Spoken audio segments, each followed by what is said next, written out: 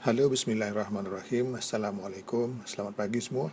Kali ini saya ingin menceritakan berkenaan dengan Pelan Struktur Kuala Lumpur yang kedua, bermula pada tahun 2005 hingga 2025. Yang lepas, yang saya ceritakan yang lepas itu adalah daripada tahun 1981 hingga tahun 2000. Jadi pada kali ini dia berbeza sikit. Dalam pelan struktur yang pertama, kita telah mentransformasikan Kuala Lumpur daripada bandar dunia ketiga menjadi bandar moden, daripada bandar yang satu pusat menjadi bandar yang polisentrik, banyak pusat, satu tambah lagi tiga jadi empat. Sekarang ni kita dah berubah, tidak seperti dulu lagi. Kita ingin lebih maju ke hadapan lagi. Pertama, kita telah meletakkan vision, apa kita nak jadikan Kuala Lumpur selama 20 tahun itu. Pertama, kita nak menjadikan persekitaran tempat kerja yang bertaraf dunia, sebab sudah ramai orang daripada merata dunia datang bekerja, termasuk daripada negara-negara yang telah advance seperti Amerika dan Eropah. Kemudian persekitaran tempat kediaman bertaraf dunia, mereka hendak tinggal di tempat yang sama taraf dengan London, dengan New York semuanya. Kemudian persekitaran perniagaan bertaraf dunia supaya kita boleh bersaing dengan bandar-bandar besar yang lain seperti Singapura, New York dan London. Kemudian takbir urus bertaraf dunia yang memudahkan semua warganya untuk berurusan dengan pihak yang berkuasa.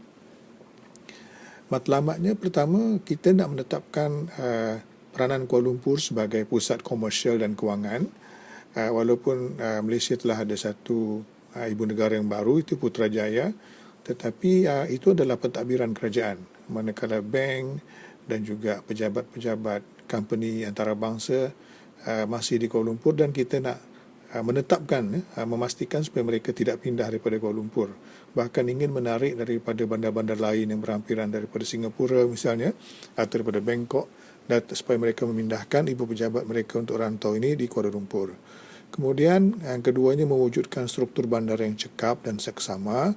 Ketiga, memantapkan persekitaran tempat kediaman, mewujudkan identiti dan imej bandar yang unik. Kita tak sama dengan New York, tak sama dengan Hong Kong, tak sama dengan Singapura, tapi ada ciri-ciri yang tersendiri.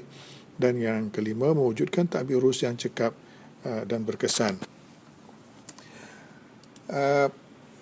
Ini adalah peta Kuala Lumpur dan sekitarnya.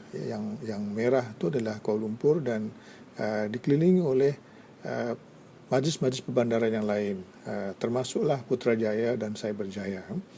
Dan ini pun juga banyak bergantung kepada Kuala Lumpur.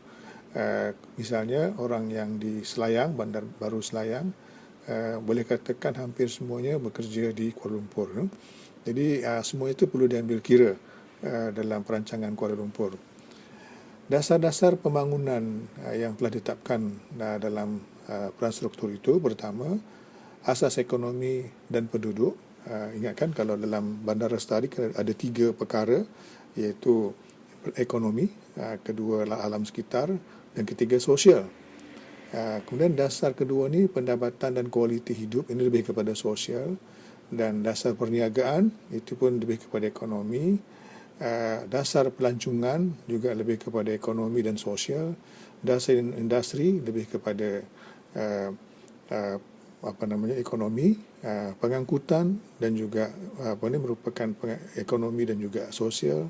Kemudian infrastruktur dan utility, dasar perumahan, dasar kemudahan masyarakat, reka bentuk bandar dan lanskap, alam sekitar, kawasan khas, dan dasar pelaksanaannya. Ini adalah dasar-dasar yang telah ditetapkan dalam Pelan Struktur Kuala Lumpur yang baru. Dalam asas ekonomi dan penduduk, Kuala Lumpur dahulunya lebih kepada manufacturing, pembuatan, kemudian lebih kepada servis. Sekarang berubah kepada ekonomi berdasarkan pengetahuan. Dan kita ingin menarik organisasi dan perniagaan antarabangsa, menggalakkan pelancongan, pusat membeli belah antarabangsa, menganjurkan acara-acara bangsa antarabangsa, kemudian kebudayaan dan hiburan, kemudian pendidikan dan kesihatan sebagai perkhidmatan perniagaan, kemudian industri berasaskan pengetahuan dan kemahiran tinggi, mengembalikan pertambahan penduduk. Dalam plan struktur yang lama itu kita melihat Kuala Lumpur dari segi penduduknya bertambah amat kurang daripada 2%. Kebanyakan orang yang bekerja di Kuala Lumpur duduk di luar Kuala Lumpur. Jadi sekarang kita nak mengembalikan mereka supaya mereka duduk dalam Kuala Lumpur. Kemudian menarik lebih ramai orang duduk di pusat bandar dengan menyediakan pembangunan yang bercampur, menyediakan kondo dan apartmen.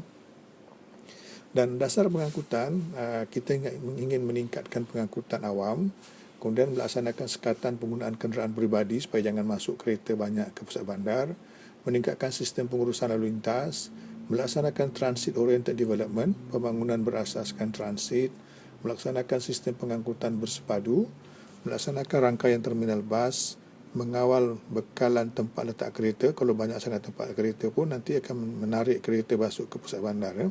Kemudian menetapkan keselamatan jalan raya, memantapkan keselamatan jalan raya, memperbaiki pengkelasan dan hierarki jalan raya, dan seterusnya memperbaiki rangkaian berbasikal dan menggalakkan pengangkutan aktif. Maksudnya jalan kaki lah, berbasikal dan jalan kaki. Guna tanah, kalau perhatikan kat sini lah kita punya plan pembangunan Kuala Lumpur.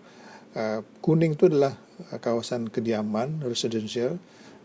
Kita perhatikan di pusat-pusat bandar pun kita menyediakan kawasan kediaman dan juga komersial di mana-mana pun ada. Di pusat bandar dan di tepi bandar pun ada.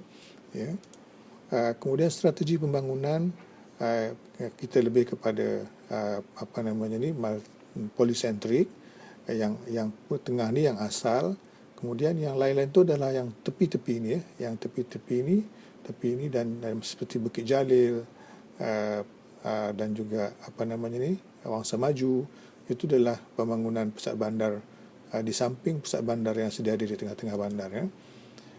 Dan juga kita lihat strategi pembangunan, kita ada city center yang besar tadi, kita polisentrik, satu yang besar di tengah dan ada lagi di tepi-tepi, 4 yang besar, tapi yang kecil-kecil pun banyak lagi. Misalnya di Wangsa Maju, di Datuk Keramat, di Kepong, Manjalara, ada banyak lagi city centers dalam Kuala Lumpur sendiri. Jadi menyebabkan orang tak payah pergi ke pusat bandar Kuala Lumpur. Kemudian kita lihat pekerjaan, dulu semuanya bertumpu kat pusat bandar, tapi sekarang kita cuba juga letakkan ruang pejabat di tepi-tepi bandar. Oleh demikian itu pembangunan pejabat pun begitu jugalah. Kita telah menyebarluaskan supaya jangan bertumpu di pusat bandar. Sama juga dengan shopping center, dia bertabur, tidak mahu di pusat bandar semata-mata supaya orang tidak berkumpul semuanya di pusat bandar. Dan pelancongan pun amat perlu, sebab kita ingin menarik ramai pelancong, sama ada orang Kuala Lumpur sendiri ataupun orang Kuala Lumpur. Bukan saja di pusat bandar tetapi juga di tepi-tepi bandar seperti di kawasan Bukit Jalil, kan, dan juga di pusat bandar ada juga Tasik Titiwangsa dan sebagainya.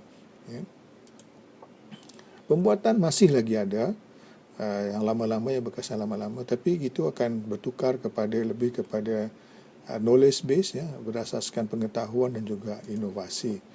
Pengangkutan awam menjadi isu besar. Kita dulu dah ada LRT, ada monorail, ada penggabungan syarikat bas. Sekarang tambah lagi laluan-laluan LRT dan MRT, dan menyediakan juga tempat parking di berhampiran stesen-stesen pengangkutan awam. Terminal bas pun ditambah lagi. Dulu semuanya kat Puduraya, tapi sekarang ada banyak tempat di Kuala Lumpur supaya lebih ramai lagi orang menaiki bas. Perumahan pun sama, sebab kita ingatnya dalam sustainability ada satu lagi sosial, ekonomi, sosial dan alam sekitar. Dari segi sosial kita perlukan low cost housing. Yang hijau ni adalah low cost housing, rumah kos rendah. Kita masih maintain masih lagi teruskan pembangunan rumah kos rendah dan juga medium cost. untuk penempatan orang yang berpendapatan rendah, ya. Dan kawasan rekreasi pun diperlukan supaya orang Kuala Lumpur tidak tercari-cari dan terpaksa keluar daripada Kuala Lumpur. Ingat, ya, Kuala Lumpur nak menjadikan ekonominya berasaskan pengetahuan dan inovasi, jadi pendidikan amat penting. Itu telah diambil dalam pelan pembangunan ini. Yang hijau-hijau adalah college, universiti lah, ataupun universiti institusi pengajian tinggi awam dan swasta. Of course, kelestarian satu bandar tu, keagamaan tu amat penting. Bandar-bandar yang hebat, kalau mereka lupa kepada Tuhan, tak lama lagi tu akan hancurlah bandar tu, ya. Jadi pembinaan masjid, surau dan juga rumah-rumah ibadah lain tu amat penting untuk menjamin kelestarian Kuala Lumpur. Dan rangkaian hijau, ingat, ya, tadi 3 perkara, alam sekitar, ekonomi dan sosial.